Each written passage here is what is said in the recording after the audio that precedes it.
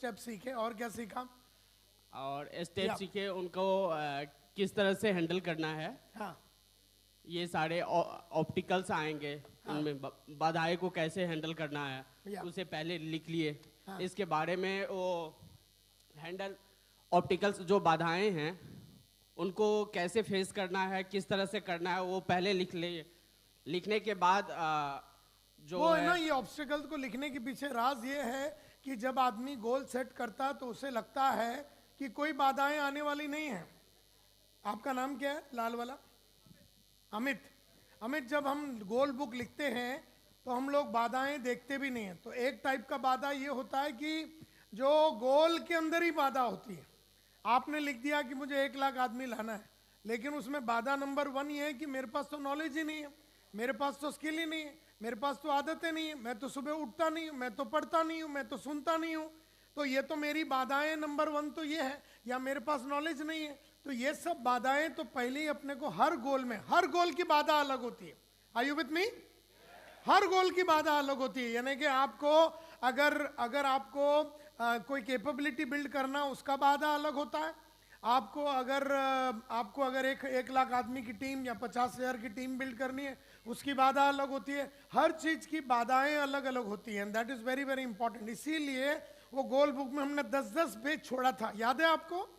10-10 page क्यों? क्योंकि एक गोल लिया, एक गोल का डेडलाइन लिखा, एक गोल लिया, उस डेडलाइन के बाद उस गोल के लिए मैं अपना कहाँ पर डेवलपमेंट करूंगा, उस गोल के लिए मुझे किस टाइप के लोगों से मिलना पड़ेगा, उस गोल के लिए मेरा प्लान ऑफ एक्शन क्या होगा। तो उस एक गोल के लिए 7 स्टेप। फिर मुझे क्राउन डायमंड मतलब क्राउन एम्बेसडर बनना है, उसके 7 स्टेप।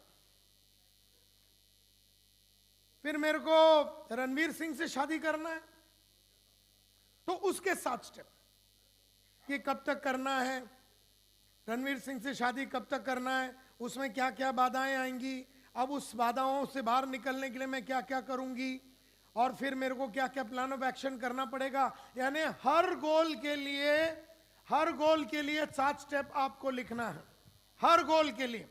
और आपका जितने भी साथ में काम करने वाले लोग हैं, डाउनलाइन है, उनसे ये लिखवाना बहुत ही जरूरी है। That's the most important thing. उसके बाद हम लोगों ने यस सर, DIKW बहुत इंपॉर्टेंट है। DIKW, कई लोग बोलते सर आपका सीडी सुन लिया मैंने सेलिंग स्किल्स के ऊपर।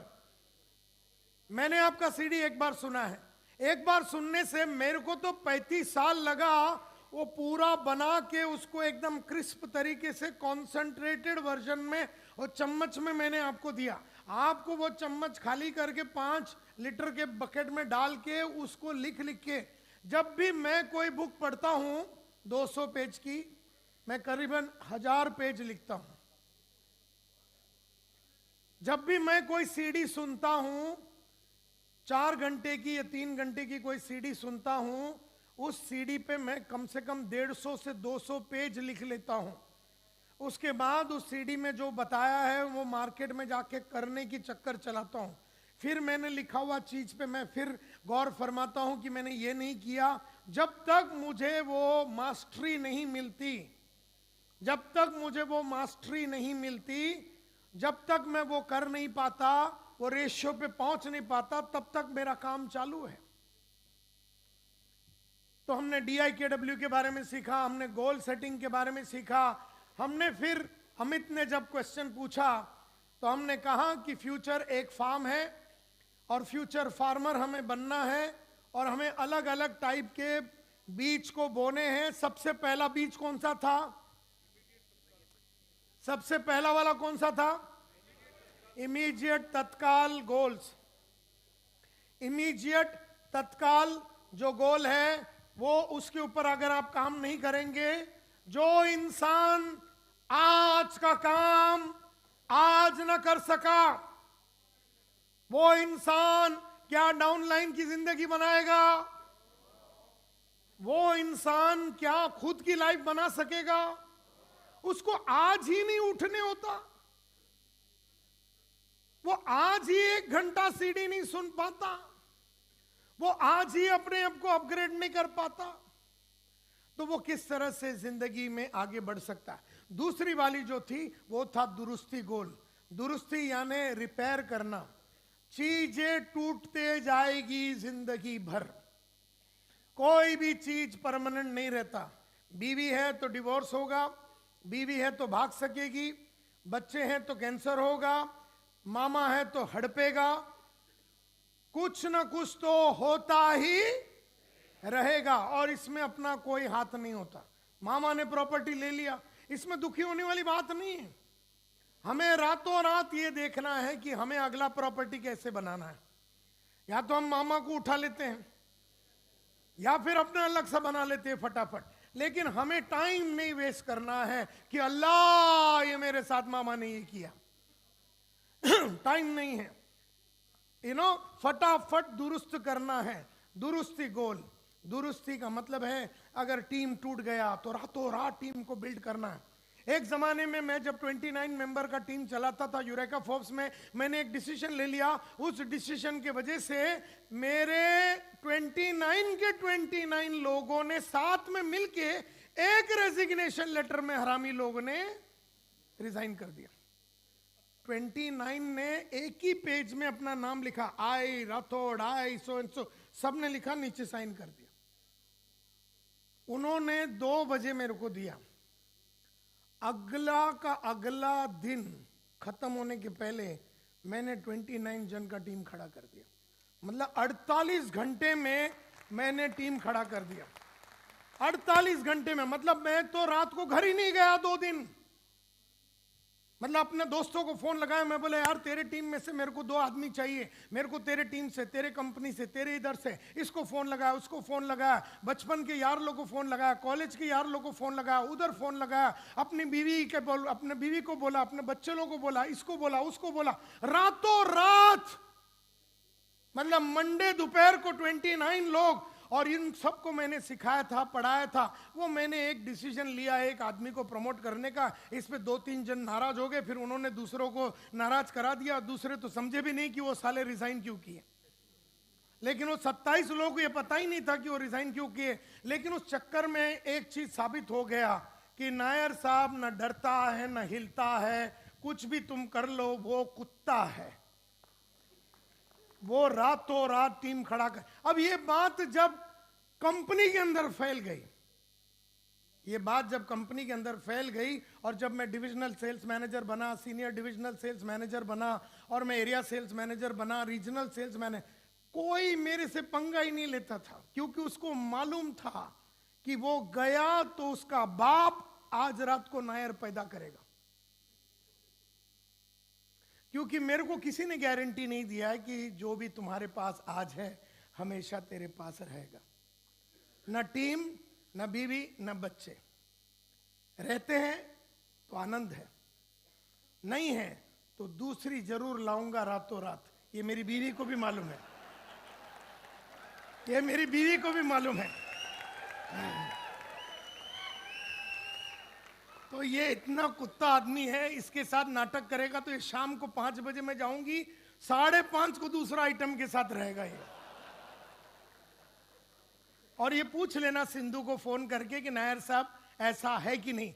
100% उसके मन में ये बात तो है। मैं करूंगा नहीं, ये अलग बात है, वो मेरी दिलदारी है, वो मेरी दिलदारी है। लेकिन उसको ये बात पक्का मालूम है कि संतोष नायर ये कर सकता है। इसीलिए लोग हमेशा मेरे से थोड़ा लंबा ही रहते हैं, क्योंकि उनको मालूम है अच्छा दिल से मैं काम करता हूं, मैं दिल से काम करता हूं, मैं दिल से सब कुछ करना चाहता हूं। अननेसेसरी मेरे पास टाइम नहीं है दूसरे की पंगे सुनने के लिए।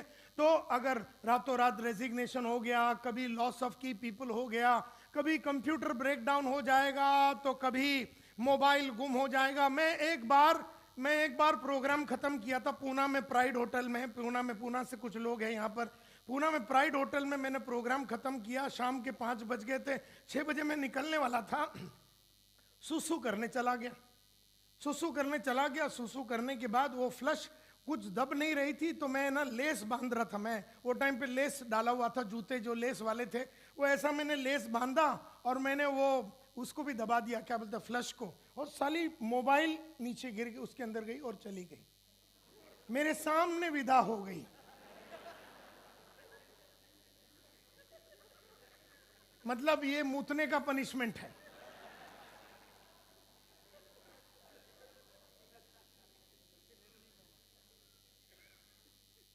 हमने सीधा बाहर निकले।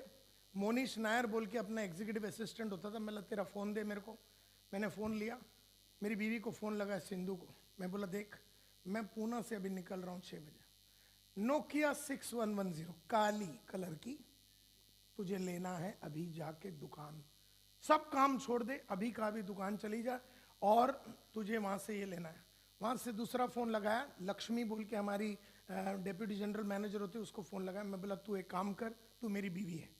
बोले सर नहीं नहीं, मैं आपकी बीवी नहीं हूँ। मैं बोला 1 घंटे के लिए तू मेरी बीवी है, तेरा भी नाम लक्ष्मी नायर है, तू वोडाफोन के दुकान में जा और नया सिम का बंदोबस्त कर। बोले सर वो वोडाफोन का तो सिम के लिए 2-4 दिन लगता है। मैं बोले तेरे को मैं एक आदमी से फ़ोन करवाता हूँ।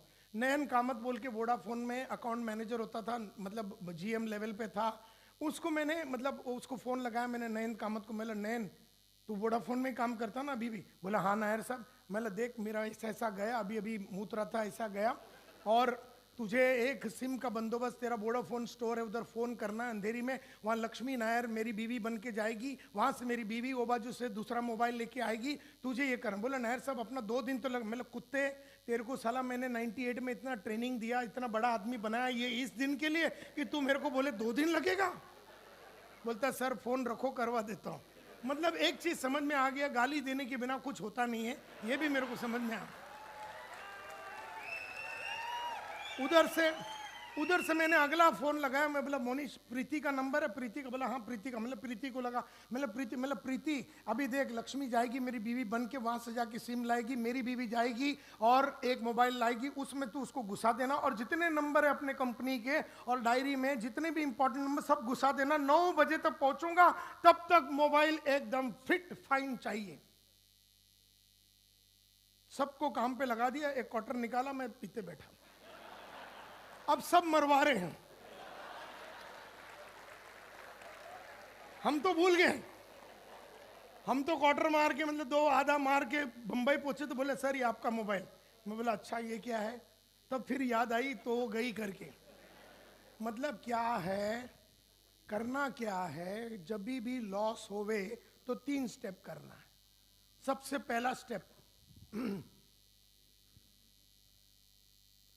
पहला स्टेप का नाम है एक्सेप्ट एंड बिल्ड कॉन्फिडेंस। सी जब मोबाइल जाती है ना, 2 चीज जाती है, एक वो गई कौन? मोबाइल, और साथ में एक और चीज जाती है, कॉन्फिडेंस। जब 10,000 आदमी छोड़ के जाते हैं ना, जब 29 आदमी ने छोड़ा ना एक ही रेजिग्नेशन लेटर में, सिर्फ 29 नहीं जाता, साथ में कुत्ती वो भी जाती है। कौन? कॉन्फिडेंस। वो हिल जाती है, क्योंकि इंडिया का नंबर 1 ब्रांच मैनेजर का 29 आदमी एक रात में छोड़ दिया। इंडिया में नंबर 1 बन के तो रहना ही है। अब टीम बनाने में 6 महीना 8 महीना लगते हैं, मैं जानता हूं, लेकिन रातों रात टीम को खड़ा करना है। तो पहली बात तो ये एक्सेप्ट कर लेना है कि टीम गई, मोबाइल गई, ये एक्सेप्ट कर लेना है 100%। उस बात, मोबाइल गई, अब क्या तू उसके पीछे पीछे पाइप के अंदर तो नहीं जा सकता ना कि उसके पीछे, वो गई साली, उसकी जिंदगी शाम को 5 बजे तक ही थी तेरे साथ, और वो परमिशन भी नहीं लेती है जाने के पहले, नायर साहब अलविदा कर रही हूं, चल रही हूं, ये रास्ते से जा रही हूं। वो बोल भी नहीं रही है, वो तो चली गई। तो वो गई तो साथ में कॉन्फिडेंस, अभी इतने सारे नंबर बिंबर ये वो, अब तो 2 चीज जाती है। तो सबसे पहला आपको एक्सेप्ट करना है कि मोबाइल गई, टीम गई, 10,000 लोग छोड़ गए। सबसे पहला you have to accept and build confidence. अच्छा मेरी खास बात क्या है ना, जब 29 आदमी जब छोड़ के जाता है तो मैं किसी को फ़ोन भी नहीं करता हूँ, ना ही मैं मेरे बॉस को फ़ोन करता हूँ, ना ही मैं मेरे कलीग को फ़ोन करता हूँ, अरे यार मेरे साथ ये हादसा हो गया, ये लफड़ा हो गया, 29 आदमी छोड़ के चले गए, यार ये मोबाइल चली गई। मैं किसी को नहीं बताया मोबाइल गई। वो मेरे और मोबाइल के बीच का रिश्ता था, उसमें तीसरा आदमी को जानने की जरूरत ही नहीं। हम चूतिए क्या करते हैं, हम वो मोबाइल जाते तो पहले इसको फ़ोन लगाए, यार मोबाइल चली गई, फिर 4-5 दिन उसकी स्टोरी सुनाते रहते कि वो मोबाइल गई, वो 29 आदमी गए, वो आदमी छोड़ के गए, वो यार उसने ऑफर दे दिया, ये कंपनी ने ऑफर दे दिया, वो कंपनी ने ऑफर दे दिया, वो आदमी चले गए, ये वो कुत्ता है, ऐसा है वैसे। अपने को टाइम ही नहीं है ऐसे फालतू बात करने का। अपने को रातों रात 10,000 आदमी खड़ा करना है। Are you with me? हमारे को टाइम ही नहीं है बॉस, क्योंकि जो गई वो गई, जिसका नसीब था वो मेरे साथ है। और यही अपना फिलॉसफी रहा है। सो सबसे पहला तो आपको एक्सेप्ट करना है और बिल्ड करना है कॉन्फिडेंस। नंबर 2 स्टेप, आपको फटाफट एक टीम को लगाना है। Enlist and build a team and seek support. जहां जहां से आपको सपोर्ट मिल सके, जहां जहां से सपोर्ट मिल सके। लक्ष्मी को फोन किया, उसका सपोर्ट लिया, प्रीति को सपोर्ट, उसको फोन लिया, मोनिश नायर का मोबाइल लिया, उससे सपोर्ट लिया, अपने बीवी को फोन किया, उसका सपोर्ट लिया। जो मिल सके सबको ले लो, लेकिन नशा उतरने के पहले मोबाइल आना चाहिए। बात खत्म। अच्छा, सेम कलर। हाँ, मेरी एक आदत है संतोष जी, मतलब वो 6110 गई तो वो बोलता नया पीस आया है 6112। नहीं, 6110 ही चाहिए और काला कलर ही चाहिए। क्यों? क्यों? क्योंकि जब वापिस उठाऊंगा अगर वो नया सफेद कलर का तो फिर वो याद आएगी, वो कुत्ती गई करके। वो याद भी नहीं आना चाहिए। सेम मॉडल, सेम ये लेटेस्ट और मॉडल है, तुम्हें नहीं लेना। 4 दिन के बाद ले लूंगा, लेकिन अभी नहीं लूंगा। अभी तो दुरुस्त करना है, अभी तो रिपेयर करना है, अभी तो रिकवर करना है। रिकवरी भी बोल सकते हैं, रिपेयर भी बोल सकते हैं, रिस्टोर भी बोल सकते हैं, दुरुस्ती बोल सकते हैं। जो नाम से बुलाना बुला लो, लेकिन रिप्लेसमेंट रातों रात होना चाहिए। तो जितना मदद जिसका भी ले लेवे। और third, act with a lot of speed. जबरदस्त स्पीड के साथ फटाफट यार मेरे को 2 आदमी भेजे, मेरे को यहाँ 2 आदमी, इसको फोन लगाओ, उसको फोन लगाओ, इधर करो उधर करो, दोस्तों को बात करो, अपने यार को फोन करो, इधर जाओ, प्लेसमेंट एजेंसी में जाओ, इधर जाओ उधर जाओ, लेकिन रातों रात काम को खत्म करो। और ये कलाकारी की बीज को बोना है और इस कलाकारी को उगाना है, इस कलाकारी को नर्चर करना है और इस कलाकारी का फल को काटना है। Are you getting my point? तो एक तो तत्काल की आदत डाल दी, दूसरी दुरुस्त की आदत डाल दी। लाइफ में क्या हो सकता है? किधर गया अपना अमित? समझा कि नहीं? तो तू बोलता ना जो प्लान नहीं किया वो हो गया। क्या हो गया? तेरी भी भाग गई। इसमें कौन सी बड़ी कांड हो गई? उसके पहले भी तेरी लाइफ चलती थी।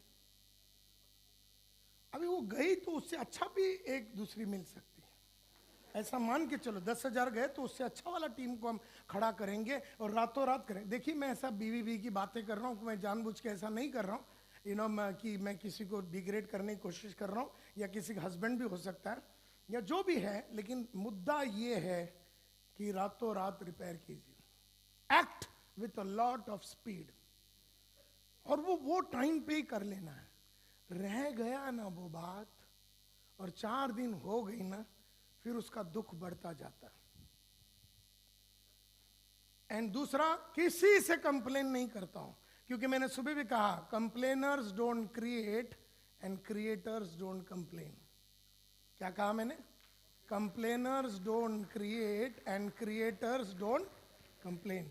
जो क्रिएट करता है ना नया 10,000 का टीम, वो कंप्लेन नहीं करता, और जो कंप्लेन करता है ना वो क्रिएट करने का ताकत गवा बैठता। Are you with me? तो जब मैंने सुबह कहा ना, complaining takes away your personal power to solve problem. जब आदमी कंप्लेन करता है उस मोबाइल के बारे में, उस 10,000 की टीम के बारे में, 29 आदमी का टीम का टूट जाने के बारे में, जब आदमी कंप्लेन करता तो आदमी अपना पर्सनल पावर गवा बैठता है। आदमी वैसा प्रॉब्लम सॉल्व कर सकता है। आदमी 10,000 आदमी को एक रात में उठा सकता है। और टीम है तो टूटेगी, रिश्ते है तो टूटेंगे, माल है तो ठुकेगी, गाड़ी है तो ठुकेगी, या तो कोई ठोकेगा या हम ठोकेंगे। बस रिपेयर करना है, रिपेयर करना है रातों रात। तीसरा जो है फिर मैं आगे दूसरा सब्जेक्ट पे जाऊंगा। तीसरा जो है रिनोवेशन गोल यानी काबिलियत गोल। दूसरी, हमने बड़े बड़े गोल तो सेट कर लिए, लेकिन हम सेम रह के वो मर्सिडीज लेना चाहते हैं। मैं वही हूं और मुझे मर्सिडीज चाहिए। अगर मैं वही हूं जो था और आजकल मैं डीटीडीसी में क्या बोलते हैं, दिल्ली ट्रांसपोर्ट में घूम रहा हूं, मैं वही हूं, मैं सडनली कैसे मर्सिडीज में जा सकता हूं? मेरे में कुछ काबिलियत, कुछ कैपेबिलिटी तो बिल्ड होना चाहिए। Are you all with me? तो कैपेबिलिटी तो बिल्ड करनी पड़ेगी ना। तो तीसरी जो गोल है, लगातार इसकी बीज को बोना है। नई कैपेबिलिटी की बीज बोना है, नई कैपेबिलिटी को उगाना है, नई कैपेबिलिटी को नर्चर करना, और नई कैपेबिलिटी का जो फायदा है उसको काट के खाते रहो। ऐसे 12 गोल है। आज मैंने 3 के ऊपर बात की। आपको ज्यादा जानना है तो मेरे फ्यूचर मल्टीप्लायर बोल के सीडी है, वो 4 घंटे का, उसके ऊपर आप जाके उसके ऊपर बात कर सकते हैं। तो रिनोवेशन गोल यानी जो है उसकी पूरी इस्तेमाल करो, और जो नहीं है उसे लाने की कोशिश करो। जो काबिलियत है उसका पूरा इस्तेमाल करो, और जो नहीं है टीचर, जो नहीं है हाउसवाइफ, जो नहीं है एक्टर, उसे लाने की कोशिश कर। जो काबिलियत तुझ में नहीं है उसे लाना है। जो काबिलियत तुझ में नहीं है वो तुझे लाना है, और तब जाके गोल सेटिंग हो सकता है। अगर ये 3 चीजें अमित तूने अगर याद रखा तो कोई भी टेंशन, कोई भी प्रॉब्लम आवे तो तू फेस कर सकेगा। लेकिन ये तेरे डीएनए में, तेरे पर्सनैलिटी में परमानेंटली फिक्स होने चाहिए। जैसे 35 साल से मैं आज का काम आज ही करता हूं। 35 साल से मैं कोई भी चीज खराब हो गया उसे रातों रात रिपेयर करता हूं। मेरे घर में जितने, मैंने कईयों का घर में देखा, 25 बल्ब रहते जब घर बनती है, फिर एक बल्ब जाता है, एक बल्ब जाता है, वो बनाता नहीं है। मेरे घर में आज मेरे घर को रिनोवेट करके 10 साल हो गए, लेकिन अगर एक बल्ब गया ऑन द स्पॉट उसको रिपेयर करना है, एक नल का वॉशर गया ऑन द स्पॉट, मतलब कुछ भी है ऑन द स्पॉट उसको सेट कर देना है। कोई चीज खराब नहीं रहनी चाहिए। आप बोलेंगे 3 नल है, 2 में तो आ रहा ना पानी, तो तीसरे की क्यों मरवानी है? फिर 2 बंद हो जाती है तो बोलते हैं 1 में से तो पानी आ रहा ना, पानी ही चाहिए ना अपने को। लेकिन ये जो है ना, इसमें होता क्या है, बाद में ये तेरी आदत बन जाती है। क्या कि 3 आदमी है, एक गए तो बोले 2 तो है, फिर एक गए तो बोले 1 तो है, फिर एक गया तो फिर तेरे को समझ में नहीं आ रहा करना क्या है। इसीलिए जो चाहिए उसको जल्दी से लाइए और उसको काम पे लगा दीजिए। तो काबिलियत बढ़ाइए, कम्युनिकेशन स्किल्स हुआ, लीडर डेवलपमेंट की स्किल्स हुई, ऑडियो वीडियो सुनने से, रेगुलरली 1 घंटा सुनने से आपकी काबिलियत बनी रहेगी। तो काबिलियत का बीज को बोइए, उसको उगाइए, उसको नर्चर कीजिए, उसका फल उठाइए। नई नई काबिलियतें बिल्ड करते रहना है आपको जिंदगी भर। इससे क्या हो जाता है, आपका फाउंडेशन रॉक सॉलिड हो जाता है। आपका जो फाउंडेशन हो बहुत रॉक सॉलिड हो जाता है, और नई और बड़े चैलेंज के लिए आपका बॉडी और माइंड प्रिपेयर हो जाता है। नई और बड़ी चीजों के लिए आपका बॉडी प्रिपेयर हो जाता है। तो ये बहुत इंपॉर्टेंट है काबिलियत के लिए। Prepare yourself to take bigger challenges. क्योंकि आप बोल रहे Mercedes is a bigger challenge. आप बोल रहे मेरे को क्राउन एम्बेसडर बनना हो तो बड़ा चैलेंज, आप तो सिल्वर पे बैठे, वो तो बड़ा चैलेंज है। तो उसके लिए आपको आपका फाउंडेशन तो मजबूत कीजिए, आप लगातार अपने काबिलियत को तो बढ़ाइए, and it's very very important. और इसी काबिलियत के बढ़ने के वजह से आपके नजरों के सामने से कोई अपॉर्चुनिटी जाती नहीं।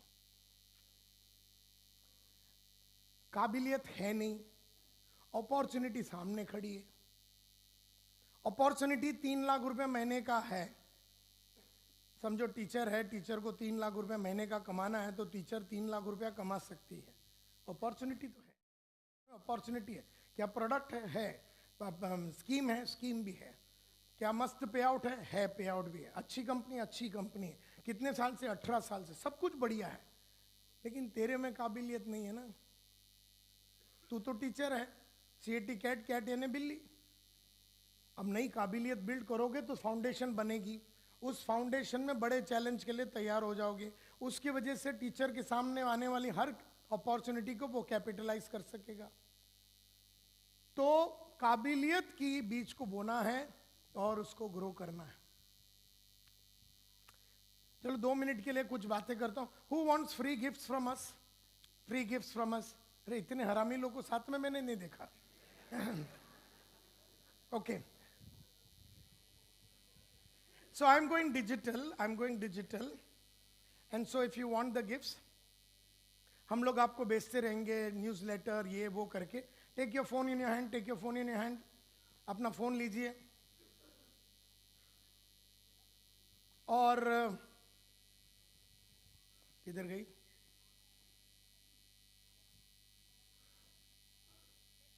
हाँ, टाइप करो उसमें santoshnair.in। लग गई? कर दिया? Okay, very good.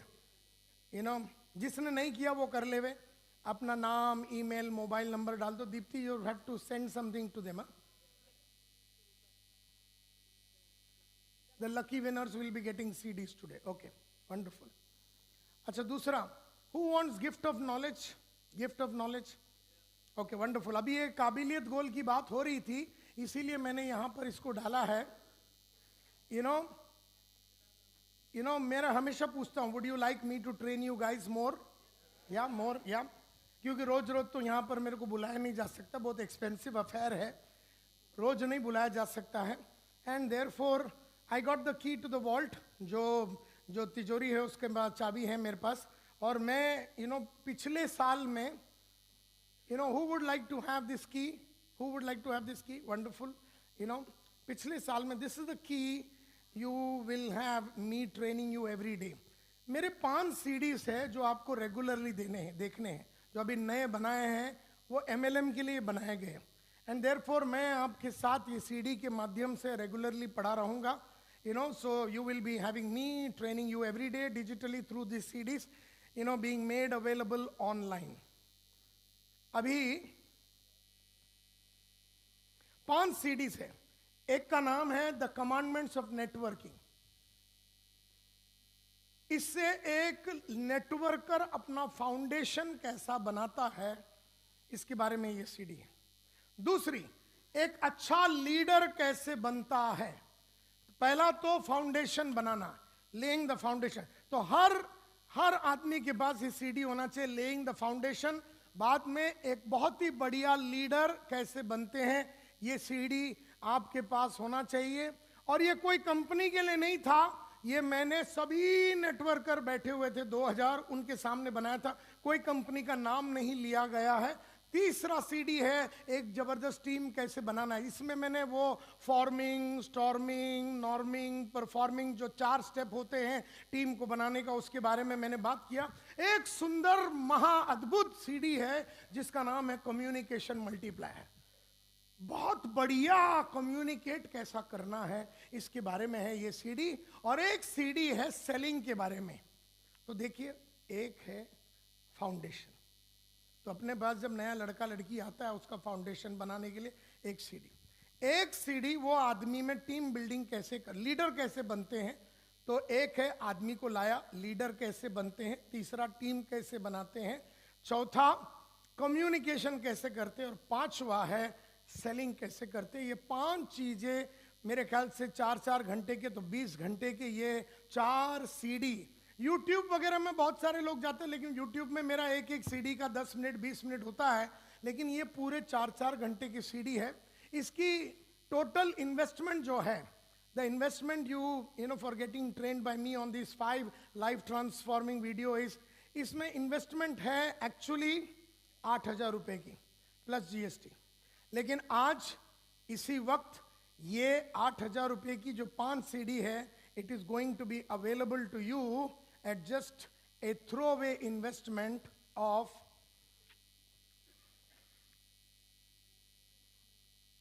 $999. So 999 रुपए में प्लस GST का जो अमाउंट है वो आप डाल दीजिए और you go to this link called santoshnair.in/offer. santoshnair.in/offer.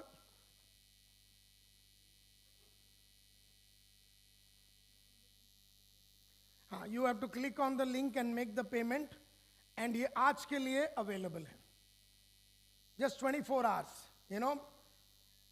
अच्छा, जिसको एक्सेस नहीं हो रहा है, those who can't access the link or whatever, वहाँ बाहर मेरे लड़के लड़कियाँ खड़े काउंटर में, वहाँ जाके उनको बोल दीजिए, वो आपका रजिस्ट्रेशन लेके आपके साथ काम करेंगे. ओके ओके, चलिए अब क्या सीखना है? कामसूत्र किसने बोला?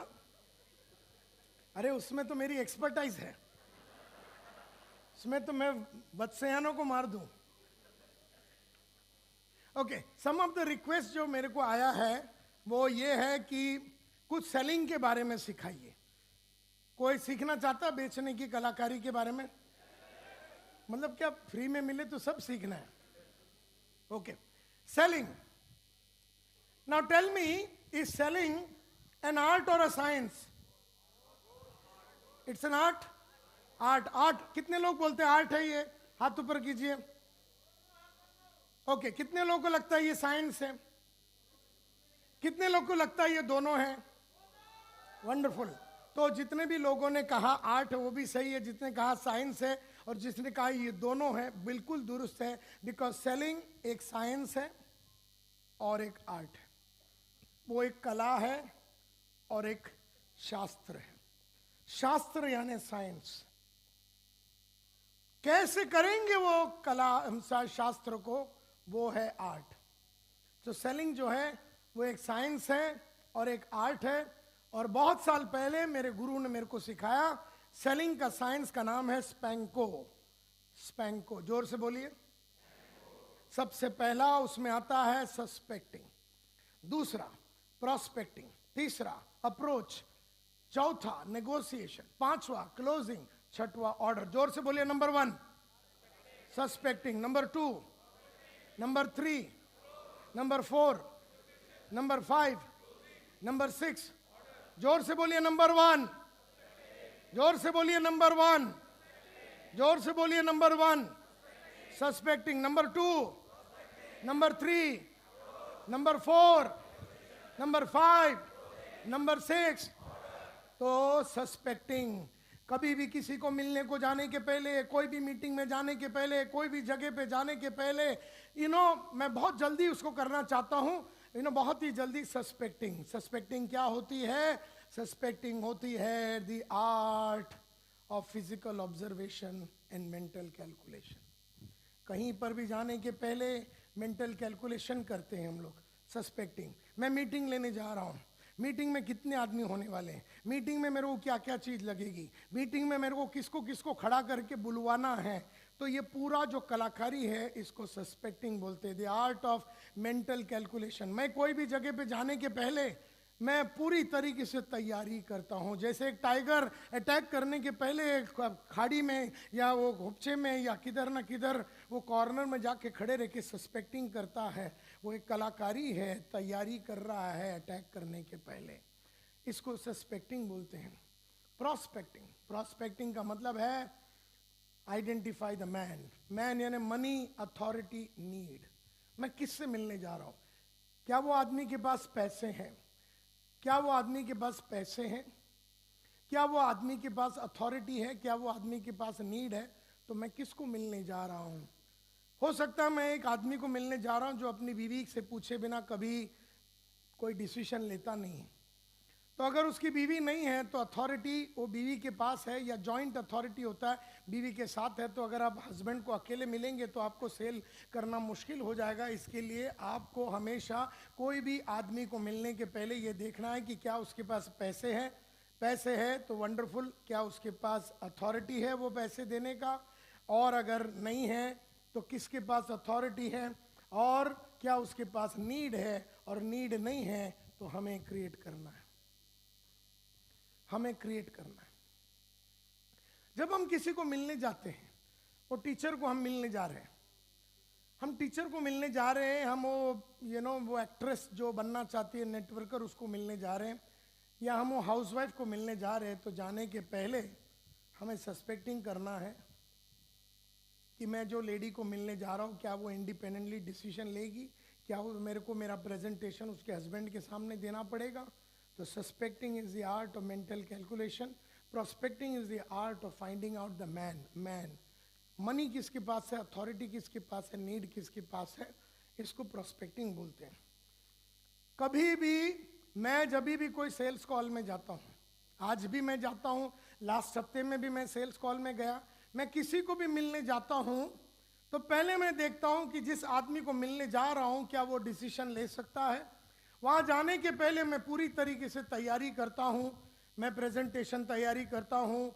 मेरा प्रेजेंटेशन अगर लैपटॉप में है और अगर लैपटॉप मेरा ख़राब होने वाला है तो क्या मैंने पेन ड्राइव में उसको ले लिया है, मैं पूरी तरीके से करता हूँ। अभी ये मेरा ये है, मैं यहाँ पर आने के पहले मैं सस्पेक्टिंग करता हूँ कि ये ख़राब हो गया, इसका बैटरी नहीं है तो बैटरी मेरे पास है, ये ख़राब हो गया तो मेरे पास दूसरा भी है, ये वाला भी ख़राब हो गया तो मेरे पास दूसरा वाला है, ये प्रेजेंटेशन में प्रॉब्लम है तो मेरे पास बैकअप है। ये एक कलाकारी, एक सेल्समैन की कोई भी जगह पे जाने के पहले, कोई भी जगह पे जाने के पहले मैं हमेशा एक सेट कपड़े, अगर मैं सुबह दिल्ली जाके शाम को भी आने वाला हूँ तो एक सेट कपड़े मैं अलग सा रखता हूँ, क्योंकि कभी मैं बैठा हूँ, मेरे ऊपर एरोस्ट्रस गिर गई, मेरे कपड़े खराब हो गए और वाइट कलर का शर्ट है और मेरे को ट्रेनिंग लेना है, तो मैं ये सस्पेक्टिंग करता हूँ कि एरोस्ट्रस मेरे को देखेगी तो या तो जानबूझ के गिरेगी या फिर अनजाने में गिरेगी, दोनों वेलकम है, कोई प्रॉब्लम नहीं है।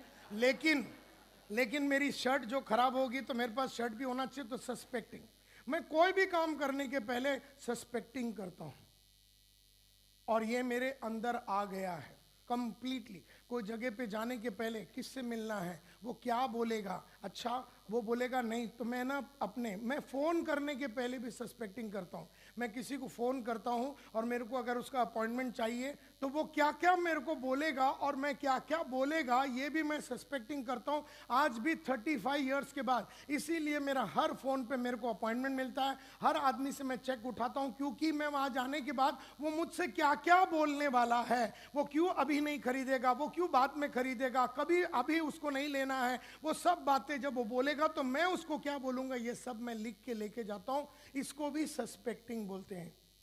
तो पहला वाला 2 स्टेप का नाम क्या है, सस्पेक्टिंग और प्रोस्पेक्टिंग। और उसके बाद आप किसी को मिलने जाते हैं, इसको अप्रोच बोलते हैं। क्या बोलते हैं, अप्रोच।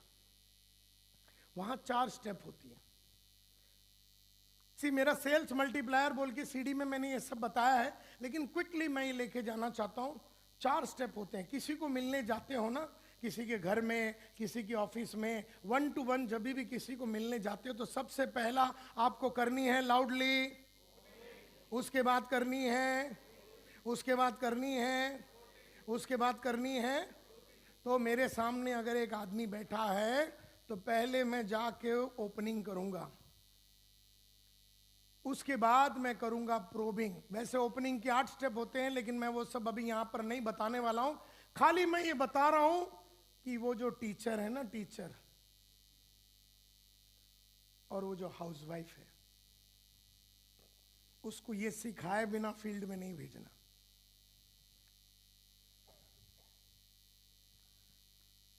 क्योंकि वो कुछ भी जाके बोल के आ जाएगी और फिर बोलेगी कि सेल नहीं मिल रहा।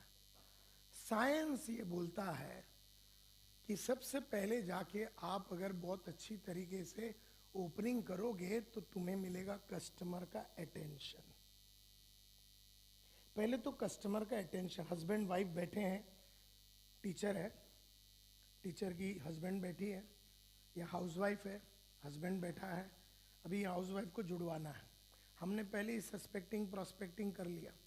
सस्पेक्टिंग और प्रोस्पेक्टिंग में हमने जिस आदमी ने हमको उसके बारे में बताया, हमने उस आदमी से उसके बारे में पूरा समझ लिया। इसका हस्बैंड कैसा है, वो हस्बैंड आजकल कमा नहीं रहा है, हमने पहले ही समझ लिया।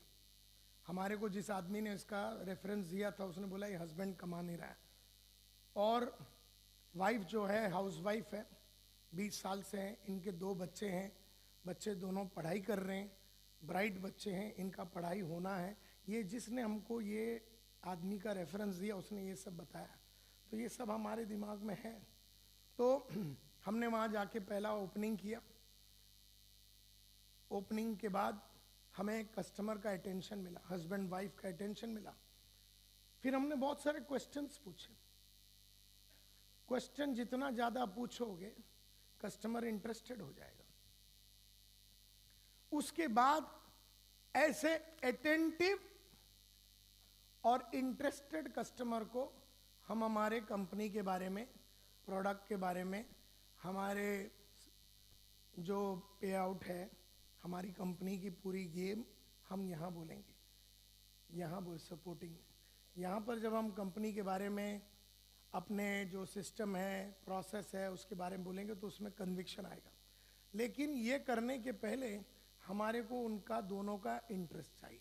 वो करने के पहले हमें दोनों का अटेंशन चाहिए। तो सबसे पहला हमें क्या मिलना चाहिए लाउडली? फिर तो वो मिलने के लिए हमें क्या करना पड़ेगा? फिर तो आप ओपनिंग करेंगे तो कस्टमर अटेंटिव होंगे, आप प्रोबिंग करेंगे तो कस्टमर इंटरेस्टेड होगा, आप सपोर्टिंग करेंगे तो कस्टमर में कन्विक्शन आएगा, आप क्लोजिंग करेंगे तो कस्टमर एक्शन लेगा। तो कस्टमर के घर में जब जाओगे तो आपको 4 चीज करना है loudly. Number 1, number 2, number 3, number 4। Opening करोगे तो क्या मिलेगा? प्रोबिंग करोगे तो क्या होगा? सपोर्टिंग करोगे तो क्या होगा? क्लोजिंग करोगे तो क्या होगा? सेल्समैन क्या करता है? ओपनिंग करता है। सेल्समैन ओपनिंग करता है, प्रोबिंग करता है, सपोर्टिंग करता है। कस्टमर किस चीज से गुजरता है? Attention, interest, conviction, desire and action. And therefore इसका उल्लंघन कभी नहीं करना चाहिए। साइंस है, साइंस बोलता है इसका उल्लंघन कभी ना किया जाए।